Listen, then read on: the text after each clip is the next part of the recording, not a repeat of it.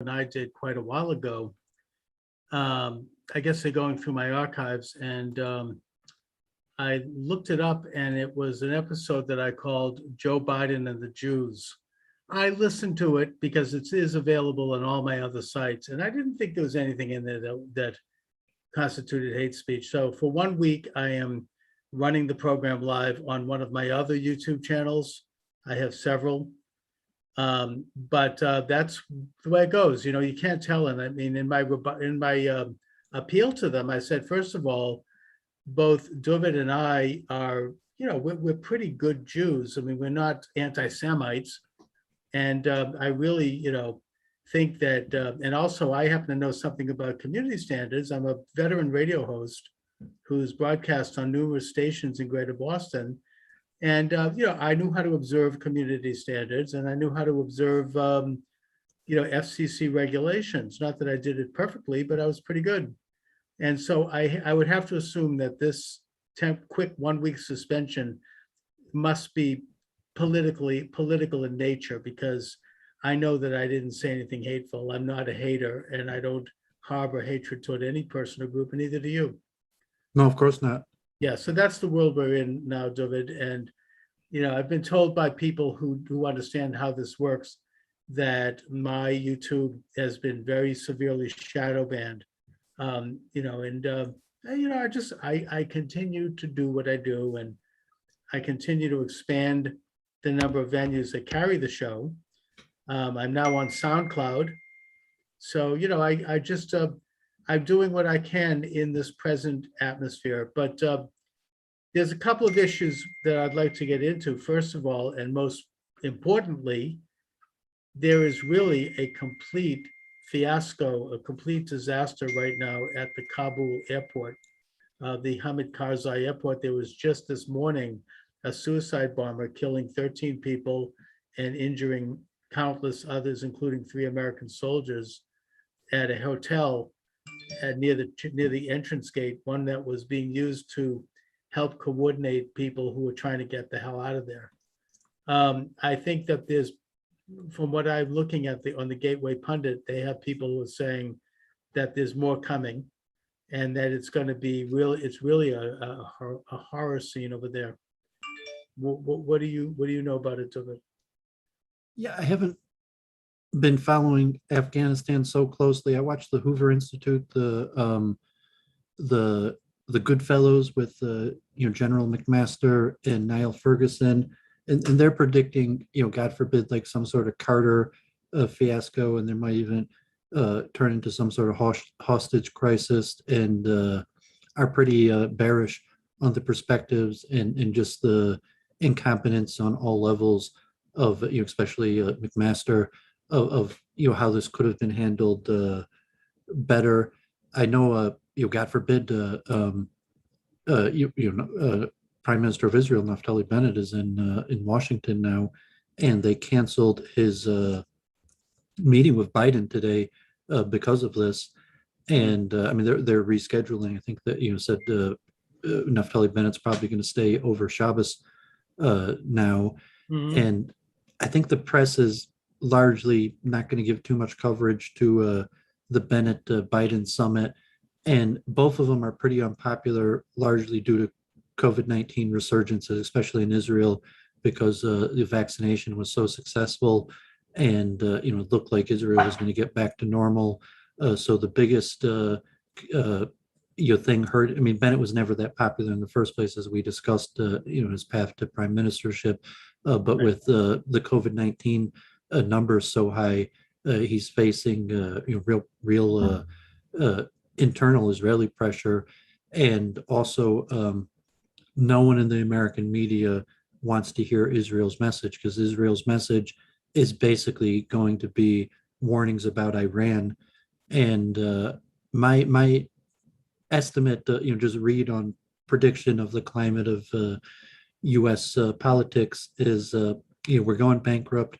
American power is waning, and we're probably just going to have to pull out, and it probably will be a disaster. And Israel is probably extremely worried about Iran. Now they're saying Iran could have nuclear weapons any week. the main purpose of the prime minister's visit is to talk about Iran. The New York Times is starting to give over that Netanyahu, when Biden came to office, started decreasing the intelligence. My suspicion was always, for the last few decades, the New York Times saying that almost all of the intelligence about Iran in America comes through Israel, and probably the majority of U.S. intelligence in the Middle East in general comes through Israel. Mm-hmm. So I'm not sure how much pressure, if Israel stops giving so much intelligence to America, that it would even matter. So I would expect that Biden is just going to claim victory, pull out, and disaster is going to ensue. And Israel is probably pretty worried because increased military, and certainly if America has no power to do anything in Afghanistan, which is kind of a fallen apart country, they're not going to be able to do anything against Iran, which has one of the better put together militaries, even relatively in the world in totality. You're not like China or even Japan, but relative to the Middle East, Iran probably is the most powerful military. I saw that there's mass protest, and certainly the way that the liberal media would like to portray Bennett would be some sort of leader of a multicultural coalition that has left and right and Arabs. But the reality is, we talked that Naftali Bennett is certainly the closest thing. If you're going to call anyone in Israel a war criminal, God forbid, Naftali Bennett is the closest of any of the politicians to that. He's an extremely unpopular figure.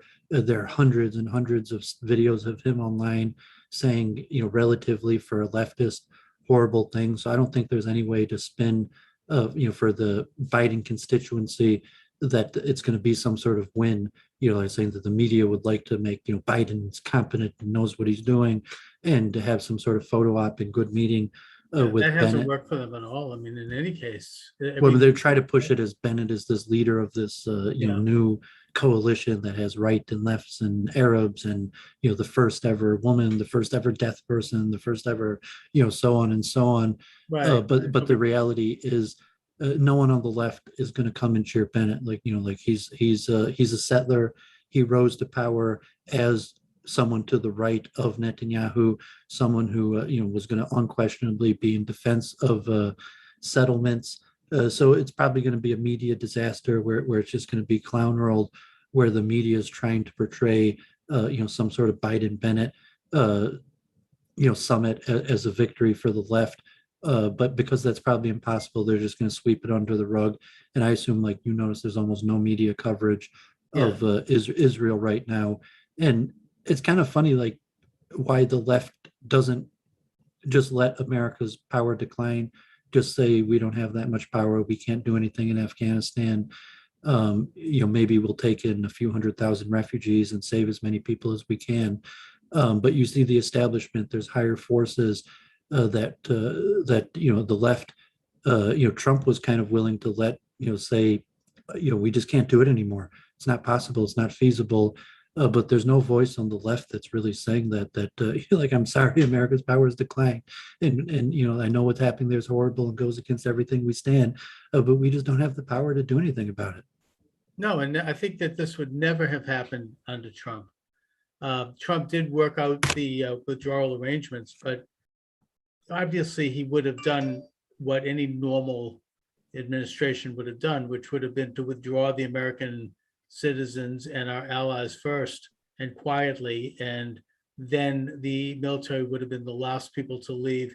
Probably would have held on to the Bagwan base, which was completely secured and which had all the American hardware on it and was not anywhere near the Taliban. They could never have touched it.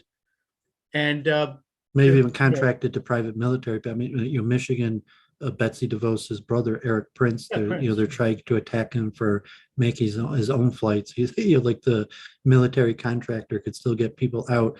But yeah, Trump would have been more likely to just pull out, let chaos ensue. And if people insisted on not letting chaos ensue, to just contract it out to military contractors like Eric Prince. It would have protected American interests, and it would have left an American presence where it needed to be left, because now You've got China has You don't the agree whole- Trump would have contracted it out?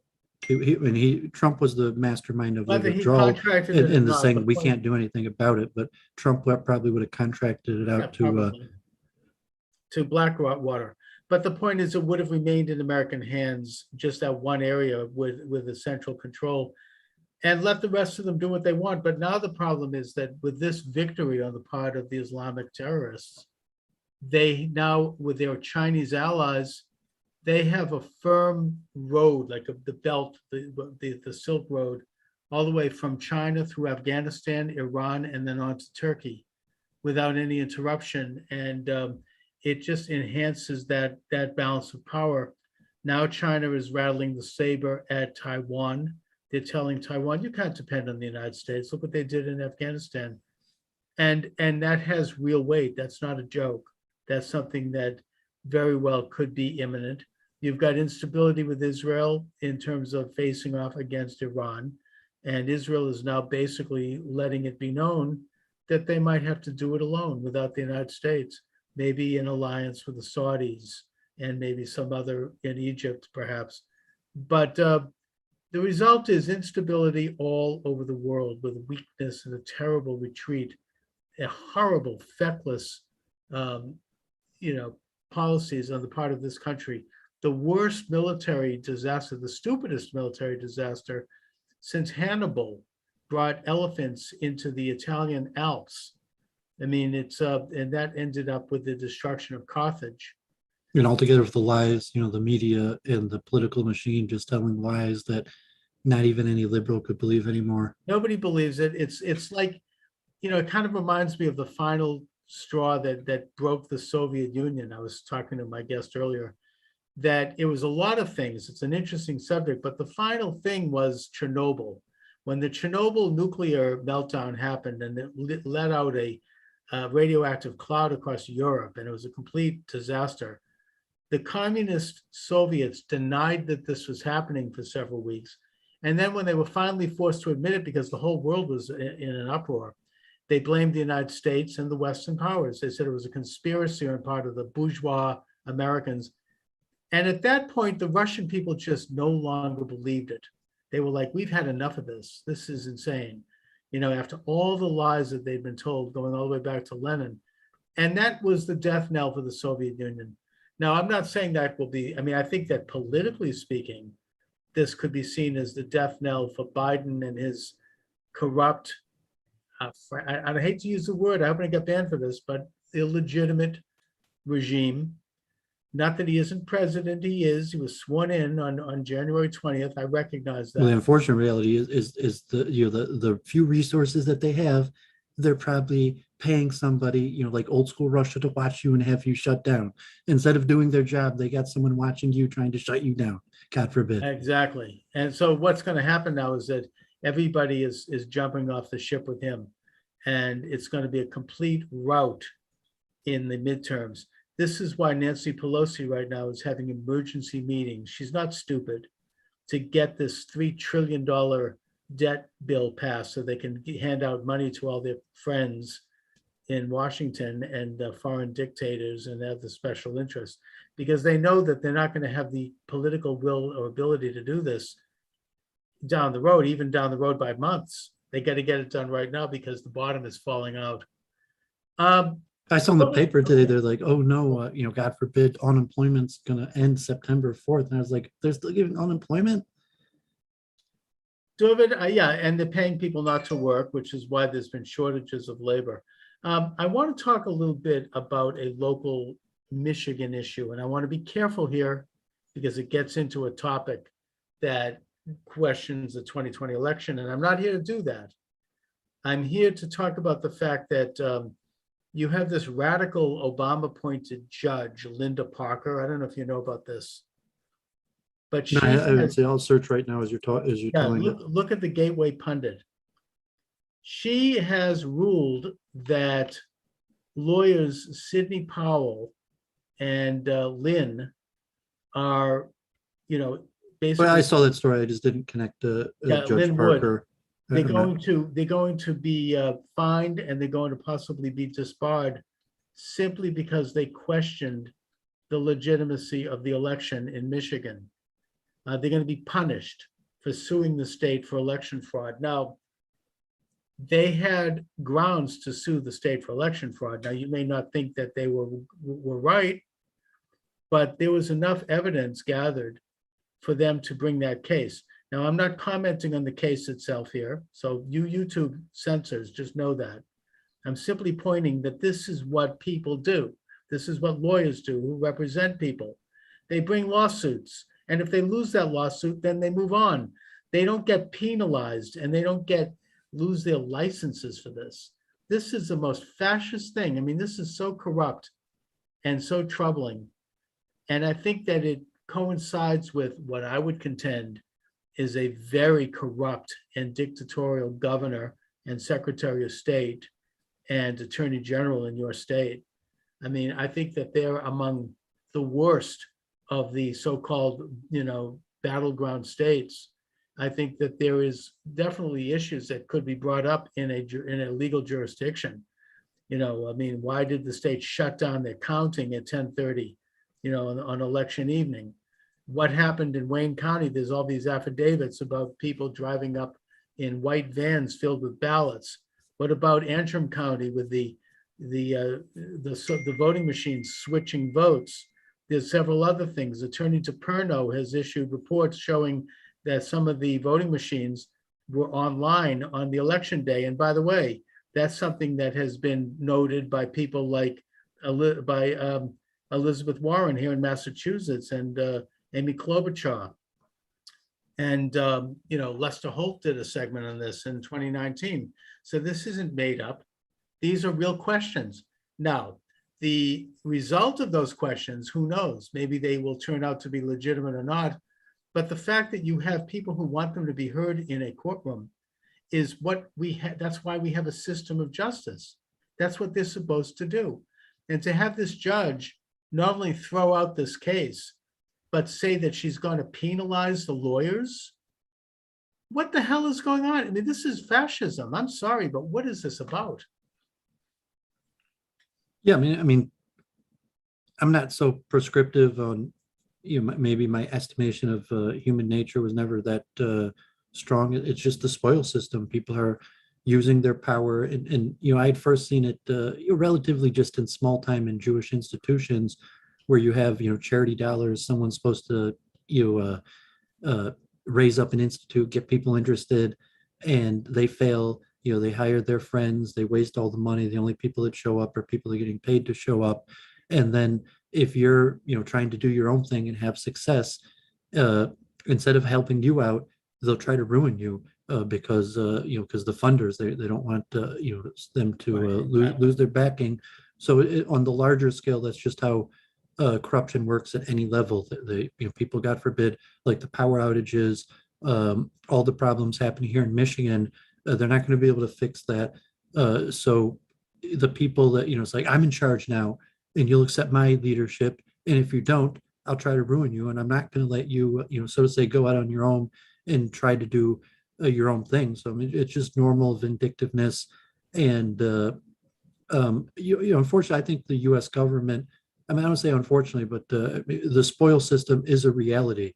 So, you could give your moral and ethical, percepts, and you're like, as Jews, we should be doing that, encouraging people to act in moral and ethical ways.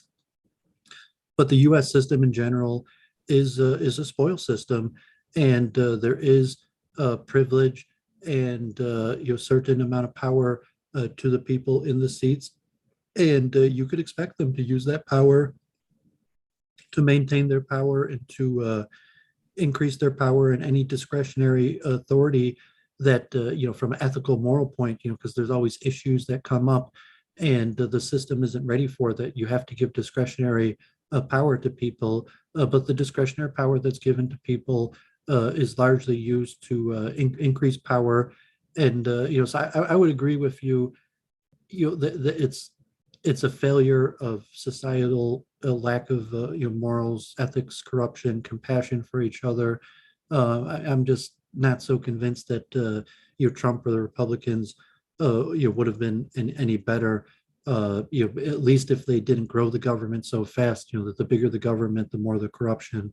So as the, people increase government, increase the amount of power that's centralized, the corruption's just taking off to insurmountable amounts. And God forbid, I've been saying it for 20 years now, but I think more and more people are waking up that it's just like the Soviet Union. Like I had a stream the other day of a chess player, in Israel, actually the president of the Jerusalem Chess Club, and a female strong chess player from Moscow. And I remember talking to hundreds and hundreds of Russian Jews, and to a lot of people, when the Soviet Union fell, um, it wasn't necessarily a big deal, but it's like one day that there was the Soviet Union, and then the next day it collapsed, and then over the period of years there was these different states, and some of it was bloodshed and poverty and horrible things. And for other people, they might have been able to weather the collapse of the government and fall and rising of new subpowers to a greater extent.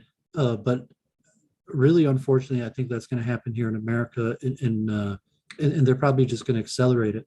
Like I said, that they don't want you to succeed. And so instead of using what little power they have left that the country wields to administer the government, do their duty, try to fix the road, prepare for power outages, climate crisis, and all these other things, they're going to use it to crack down on people like me and you, just because they don't want a voice out there pointing out that they don't know what they're doing and they're running our country straight to hell, God forbid. Well, look, we in America don't trust government because we understand that there's a corrupt side to power, and that, as Lord Acton said, power corrupts and absolute power corrupts absolutely. But that's why we have a separation of powers, and that's why we're supposed to have three branches of government. The problem in Michigan is that all three branches seem to be, or at least two out of the three, seem to be completely in control of one corrupt point of view that is going to have no problem marching out and openly discarding and disrupting free speech and the freedom of people to function. I mean, to go out with these kind of, frankly, National Socialist type decrees. Well, the Republicans do control the legislature, but it's more and they still red state, maintain blue state, some where level, but they're probably they, thinking like I'm thinking, like the country's going to collapse, and the best they could do is try to preserve the red districts, and have basically given up and they don't have any on the urban backbone, in other areas. words, and they don't have any spine. And the other two branches of government, particularly, and also the Attorney General, are completely corrupt. I mean, they're openly saying, if you dare to speak about certain things, if you dare to question the election, for example, which is a normal part of discourse, we all question every election, then you're going to end up facing consequences, being fined, being disbarred, being disqualified from working, who knows what else. I mean, the next step, I suppose, would be incarceration. I mean, if you don't pay a fine, ultimately, that's what this is. And the fact that this is going on in Michigan, in particular, is one of the worst states. I mean, along with Georgia and Pennsylvania and Nevada and Arizona. Just the power outages. I was saying, like, it said that there wasn't anything like that in the country. They said that other places with similar weather only lost tens of thousands of people of power, and we lost close to 10% of the state lost power in Metro Detroit, 25%, and for days. And so God forbid, just something simple that hits people so hard, that we could see our infrastructure crumbling. We can't even have the power system stable, and they're worried about shutting you down. That's what they're more worried about shutting you down, so that we can't tell people that they can do whatever the hell they want. So again, the article we're talking about, and this is in the Gateway Pundit, corrupt Obama judge orders Lynn Wood and Sidney Powell to be punished for daring to sue the state for election fraud in the 2020 election.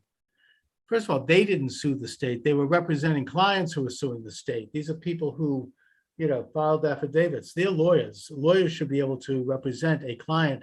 Where the hell is the American Lawyers Association? Where the hell is the ACLU? Where are people who care about the ability of lawyers to conduct reasonable representation of their clients? this judge is acting like a dictator. This is the judge, Linda Parker. Corrupt Obama judge Linda Parker was somehow chosen for the 2020 election case. Isn't that interesting? In Michigan, where mountains of corruption took place that led, well, I'm not going to say what this article says because I'll be banned, but the point is you can read it on the Gateway Pundit. She's the issue. We got Afghan refugees coming though. I think they've already started arriving actually. Now, what's going on with that? I mean, I think that it's perfectly important and in fact essential for the United States to try to get out American citizens and to get out friends of the American government, people who were interpreters and who worked for the American government in Afghanistan, because those people can be directly at risk.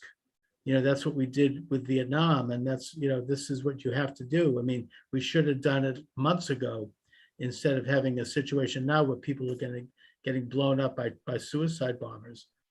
And women are being brutally beaten if they appear publicly without the company of a man. The issue, though, that you say is beyond that. There's simply a move to bring about just Afghan people to get away from their rotten regime. I don't think that this country should be required to do that. What's going on with that?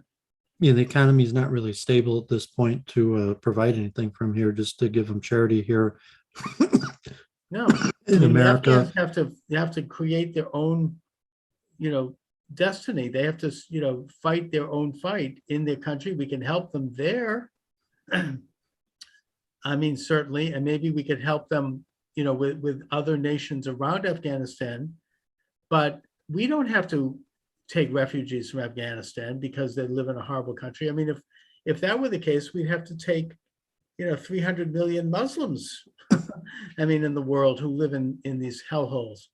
It's not really it's not in the best interest of the United States to do that. We have to watch out for number one. And as I said, within that context, there are things we can do to help them there, I would suggest, other than, as I said, our Afghan allies, literally, who helped us. We have a moral obligation to help them get out. Yeah, it's pretty I would say depressing, scary, just analyzing what's likely to happen. Like every scenario I analyze looks bad, unfortunately. If I thought the most stable thing we could probably do would be to try to prop up and help some sort of pan-Islamic Middle Eastern government that would probably have to include Iran. And it's saying that's the last thing we're thinking of doing. And you think, but like to provide any stability to the region, it would probably have to be a pan-Islamic government. And we've been pushing the opposite for decades. So it's likely that's what's going to happen, and it's going to be against us. And I just feel playing chess internationally, we're the bad guys in this. I think most people around the world, even U.S. citizens, are happy to have seen us lost. And I don't think anyone thinks we're the good guy. I don't think that. I mean, maybe 10%. I don't know if there's international polling, but I would guess that well over half of the world thinks that we're the bad guy here. And there's very few people that think that we're the good guy and that we were even attempting to do anything positive. And just to portray it to the U.S. citizenry that like everything's fine. We're just going to keep on being able to spend money and increasing what the government's handing out. And the Blinken, like we got rid of Trump and America's back. I was saying like nobody bought that, but that's what we're saying. And the institutions are resilient. So you see the stock market is still high. That you could see that it's possible the corporations felt like that maybe the U.S. federal government or multiple governments can safely collapse, and it won't affect the larger infrastructure logistics of the world supply chain, because the stock market appears to be resilient and keep on making new highs. And I could see that, like is the oil going to keep on flowing and pumping?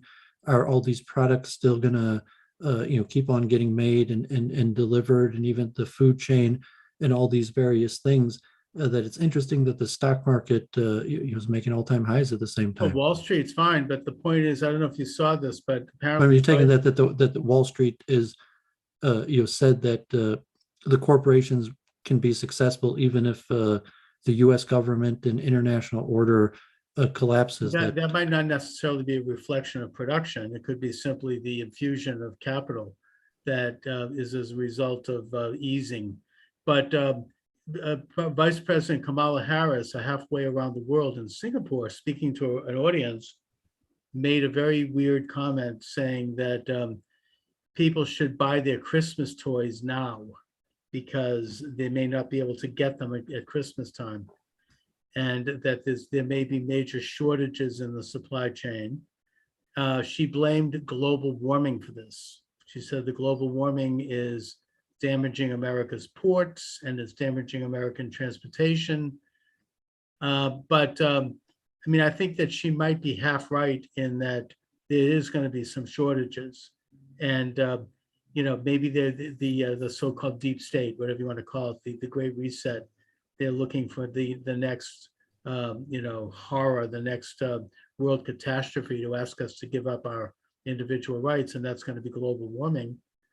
But either way, there does seem to be some shortages. Already there is signs that various companies and suppliers are having difficulty getting things that they normally would get. So maybe we need to protect ourselves by stocking up again. I don't know. I mean, it's a tough question to answer. Yeah, I mean, so you believe in God. God runs the world. And to a certain extent, to say people fulfill their duty. Americans generally, the institutions are resilient, and your average, good American is getting up and doing their job, and hopefully will continue to do that.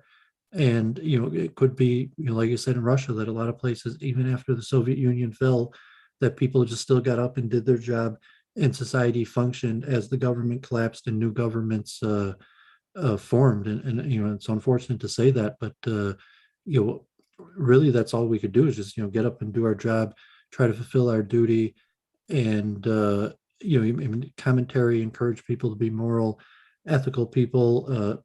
I mean, you could judge people favorably, compassion. People maybe have good intentions, and competence is a problem.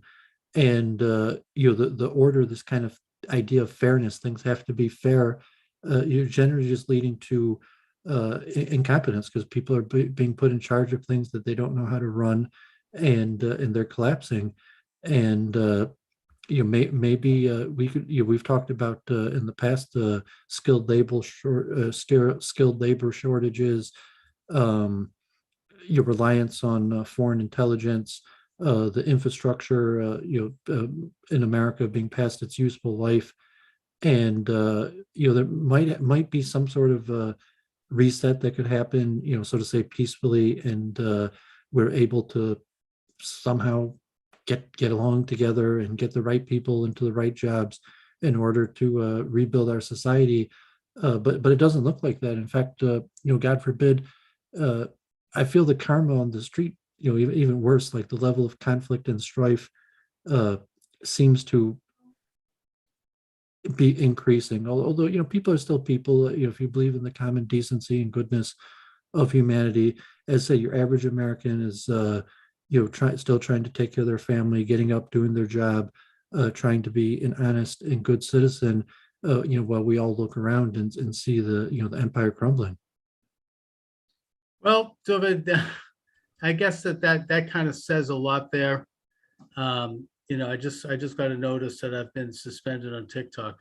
I don't know what it is. Maybe you said something. Maybe I said something. Who knows? We can't. I've never been. I mean, I don't know if you even post this to TikTok. Well, I mean, I think it's a sign of the censors and crackdown, is that There is. Things are crumbling, Maybe and people are more likely to turn against each other. God forbid. What I forbid. mentioned, but I can tell you that I know that I'm observing community standards, as I've said. As resources become limited, Yeah. that people will turn against each other, and it's just a sign of the times that people are going to start.